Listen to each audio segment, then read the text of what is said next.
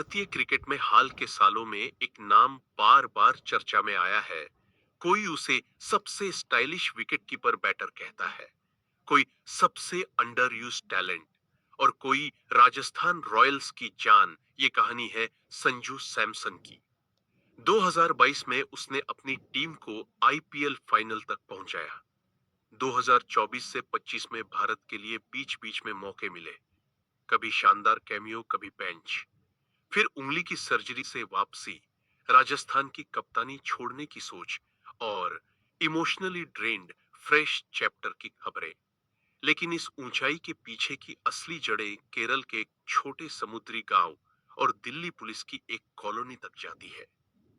11 नवंबर 1994, केरल के तिरुवनंतपुरम जिले के पास छोटी सी कोस्टल बस्ती पुलूला में जन्म हुआ। नाम रखा गया संजू विश्वनाथ सैमसन।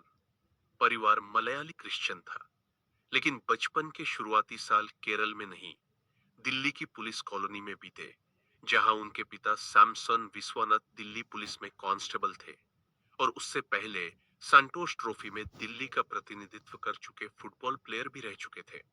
मां लिगी विश्वनाथ गृहिणी और बड़े भाई सेली सैमसन जूनियर स्तर पर केरल के लिए क्रिकेट खेल चुके, यानी घर में अनुशासन, खेल और मिडिल क्लास सपनों का मिश्रण।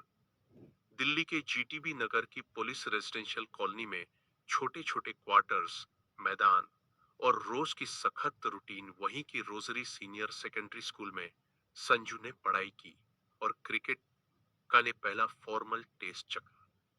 कॉलोनी के बीचों बीच होने वाले टेनिस बॉल मैचों से शुरुआत, फिर डीएलडीएवी मॉडल स्कूल, शालीमार बाग की क्रिकेट एकेडमी में कोच याशपाल के अंडर नेट्स। वहीं से सबको ये दिखने लगा कि ये बच्चा सिर्फ एक और खिलाड़ी नहीं, थोड़ा अलग है। लेकिन दिल्ली की क्रिकेट की दुनिया रूथलेस थी। जब संजू डेली U13 टीम के ट्रायल में चयनित नहीं हो पाया, तो ये सिर्फ एक रिजेक्शन नहीं था, ये परिवार की पूरी दिशा बदल देने वाला मोड़ बना। पिता सैमसन विश्वनाथ ने इस नाकामी के बाद स्वैच्छिक रिटायरमेंट ले लिया। फुटबॉल पहले ही छोड़ चुके थे, अब पुलिस की नौकरी भी छोड़ दी और पूरा परिवार वापस केरल लौट गया, ताकि दोनों बेटे वहीं से क्रिकेट करियर आगे बढ़ा सके। सोचिए, एक पिता जो खुद खिलाड़ी रहा हो, स्टेडी दिल्ली पुलिस की नौकरी छोड़कर सिर्फ इस भरोसे पर होम टाउन लौटे कि उसके बेटे के लिए ये बेटर लॉन्च पैड होगा। ये सैक्रिफाइस संजू के लाइफ नैरेटिव की सबसे गहरी इमोशनल रिंग। केरल लौटने के बाद संजू ने शुरुआत मास्टर्स क्रिकेट क्लब से की, फिर तिरुवनंतपुरम मेडिकल कॉलेज ग्राउंड पर कोच बीजू जॉर्ज की एकेडमी से जुड़ गए। यहाँ कड़ी धूप, साधारण पिचेस और लिमिटेड फैसिलिटीज के बीच उसका बैटिंग टैलेंट खुले मैदान में आया। रिपोर्ट्स के मुताबिक 11 साल की उम्र से ही वो दिल्ली क्रिकेट अकादमी में अपनी मारक क्षमता दिखा चुका था और केरल में आते आते उसके पास टेक्निक और हंगर दोनों थे।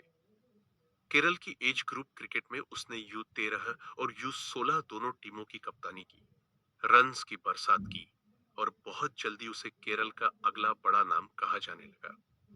स्कूल की पढ़ाई उसने saint Joseph higher secondary school, Thiruvananthapuram से पूरी की और आगे मार इवानियोस कॉलेज से इंग्लिश लिटरेचर में बीए किया, यानी किताबों के साथ भी उसका रिश्ता बना रहा। इंटरेस्टिंग बात यह कि कभी-कभी इंटरव्यूज में वो कहते रहे कि अगर क्रिकेटर नहीं बनता तो आईपीएस ऑफिसर बनना चाहता। शायद पिता की यूनिफॉर्म और डिसिप्लिन का असर मन में गहरा बैठा था। केरल के लिए फर्स्ट क्लास डेब्यू उसने 17 साल की उम्र में विदर्भ के खिलाफ किया। डोमेस्टिक क्रिकेट में जल्दी ही उसका नाम उस यंग विकेटकीपर बैट्समैन के रूप में होने लगा जो टेक्निक में सॉलिड है, फ्रंट फुट पर कॉन्फिडेंट और लंबे छक्के लगाने की नेचुरल क्षमता रखता है। 2012 में आईपीएल ने उसके करियर को नया मोड़ दिया।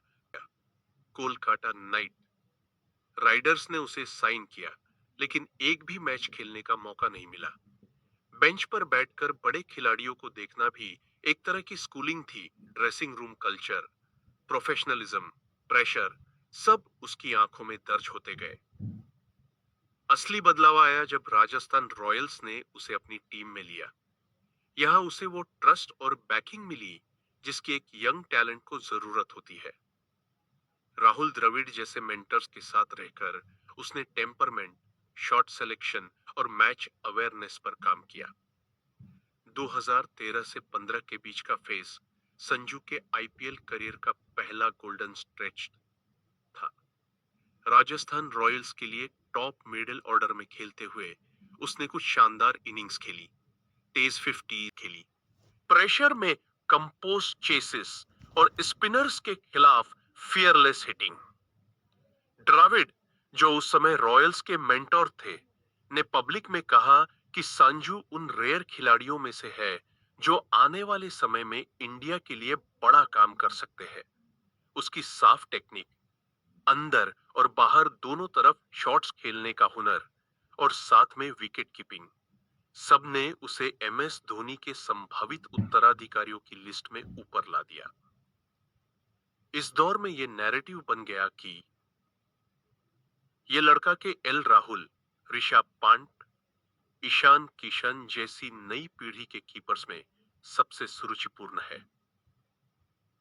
यदि डिसिप्लिन और कंसिस्टेंसी सही रही तो ये इंडिया का लॉन्ग टर्म विकेट कीपर हो सकता है। संजू सैमसन को 2014 के अंडर 19 वर्ल्ड कप में इंडिया की टीम के लिए चुना गया। यूएई में खेले गए इस टूर्नामेंट में इंडिया सेमीफाइनल तक भी नहीं पहुंच पाया, लेकिन संजू के प्रदर्शन ने सबका ध्यान खींचा। वो भारत के लिए सबसे ज्यादा रन बनाने वाला बल्लेबाज बना। पूरी प्रतियोगिता में रन स्कोरर्स की लिस्ट में 6th रैंक पर रहा। 3 शानदार हाफ सेंचुरीज उसके नाम रही, जबकि टीम ओवरऑल अंडर परफॉर्म रही।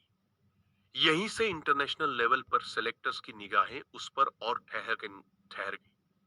सबको लगा ये नेचुरल प्रोग्रेशन होगा कि कुछ सालों में इंडिया के लिए नियमित रूप से खेलेगा। आईपीएल और U19 एक्सप्लॉइट्स का रिवॉर्ड उसे 2015 में मिला, जब उसे जिम्बाब्वे टूर के लिए इंडिया की टी20 टीम में शामिल किया गया। हरारे में टी20 डेब्यू हुआ, उसने 19 रन बनाए, फ्लैशेस दिखे, लेकिन एक इनिंग्स से ही करियर डिफाइन नहीं होता। समस्या ये रही कि अगले कई साल इंडिया की लिमिटेड ओवर्स टीमों में एमएस धोनी और फिर ऋषभ पंत जैसी एस्टेब्लिश्ड और explosively gifted wicket keeper batsman मौजूद थे। सैमसन को बीच बीच में स्क्वाड में बुलाया गया, लेकिन या तो बेंच पर ज्यादा समय या बैटिंग ऑर्डर में ऊपर नीचे। क्रिटिक्स ने बार बार कहा कि उसे कंसिस्टेंट रन नहीं मिला, 2-3 मैच फिर बाहर। ऐसे में कोई भी खिलाड़ी अपनी जगह सीमेंट नहीं कर पाता। पर सिलेक्टर्स और कोचेस की तरफ से आर्गुमेंट ये रहा कि इंटरनेशनल लेवल पर कंपटीशन बहुत कड़ा है और जो मौका मिले वहीं इंपैक्ट दिखाना होगा। ये टग ऑफ वॉर आज भी सोशल मीडिया और क्रिकेट पैनल में दिखती है।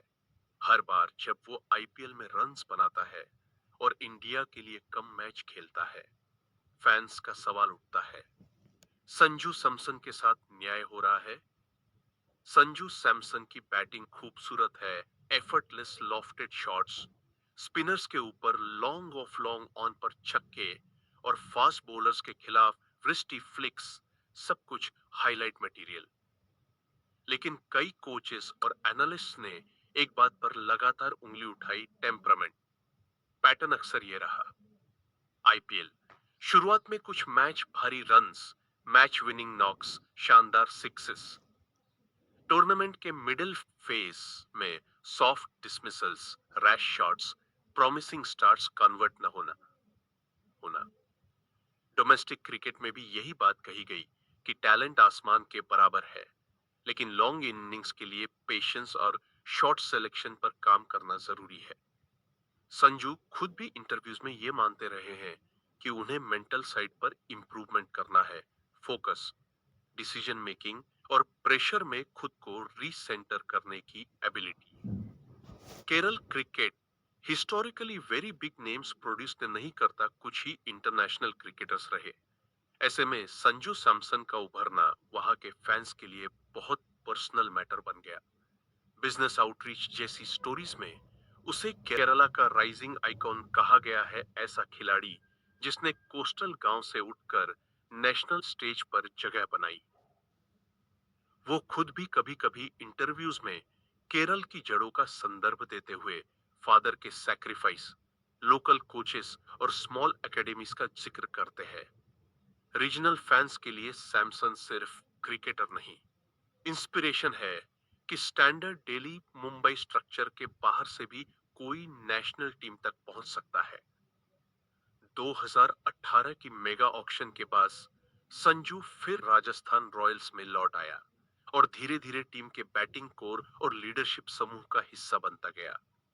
2021 से उसे राजस्थान रॉयल्स का फुल टाइम कप्तान बनाया गया। 2022 में उसके नेतृत्व में आरआर ने आईपीएल फाइनल तक का सफर तय किया। Jos Buttler, Yuzvendra Chahal, Trent Boult जैसे खिलाड़ियों के साथ बैलेंस्ड टीम और सैमसन का इनोवेटिव फील्ड प्लेसमेंट्स तथा कैलकुलेटेड बैटिंग सबने मिलकर रॉयल्स को टाइटल के करीब ला दिया। भले ट्रॉफी नहीं मिली। कप्तान के तौर पर उसकी सबसे बड़ी ताकत यही मानी गई कि वो शांत रहता है, ओवर एनिमेटेड एग्रेसिवनेस नहीं दिखाता, लेकिन मैच अवेयरनेस और बॉलर मैनेजमेंट अच्छा है। 2025 में चोट ने नए सवाल खड़े किए। फिंगर सर्जरी के बाद आईपीएल 2025 की शुरुआत में वो पूरी तरह फिट नहीं था, इसलिए शुरुआती 3 मैच सिर्फ स्पेशलिस्ट बैटर और कभी-कभी इंपैक्ट प्लेयर के तौर पर खेले। कैप्टेंसी रियन परक और कीपिंग ध्रुव जुरेल ने संभाली।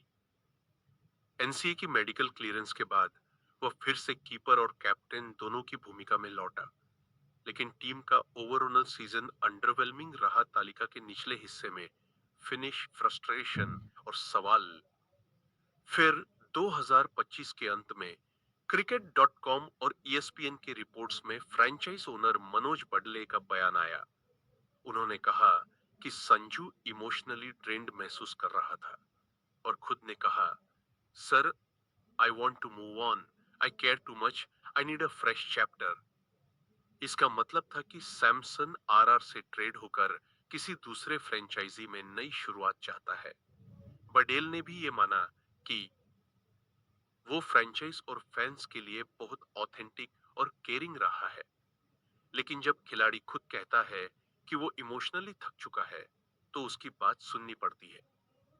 ये पल सैमसन की जर्नी में बहुत ह्यूमन लेयर जोड़ देता है। एक कैप्टन जो सिर्फ ट्रॉफी के लिए नहीं, टीम के लिए इमोशनली जुड़ गया, और इसी इमोशनल कनेक्शन ने उसे इतना थका दिया कि उसे फ्रेश स्टार्ट की जरूरत महसूस हुई।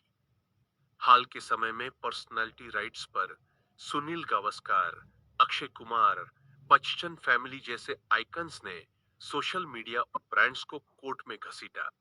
डीप फेक, अनऑथोराइज्ड एड्स और नाम मवाज के गलत इस्तेमाल पर रोक की मांग की।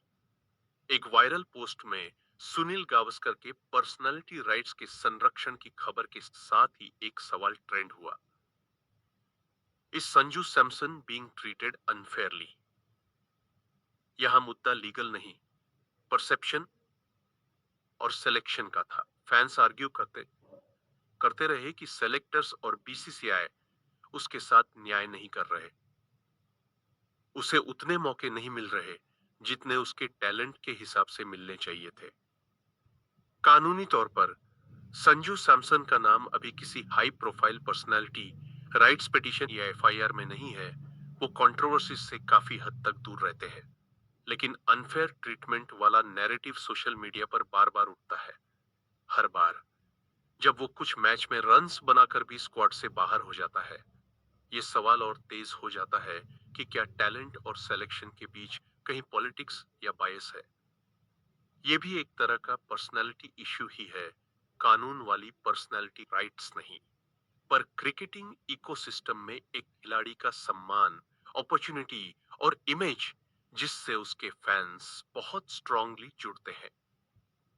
2025 के अंत तक संजू सैमसन की तस्वीर बहुत लेयर्ड दिखती है।